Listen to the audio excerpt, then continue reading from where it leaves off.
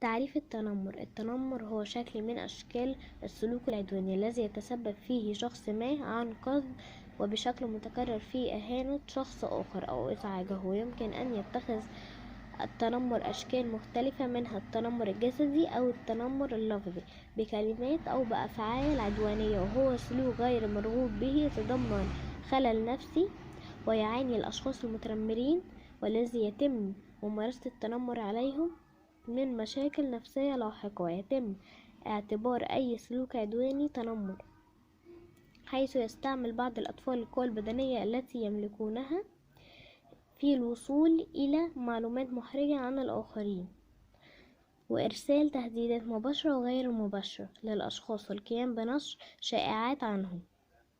لا للتنمر، أنا ضد التنمر.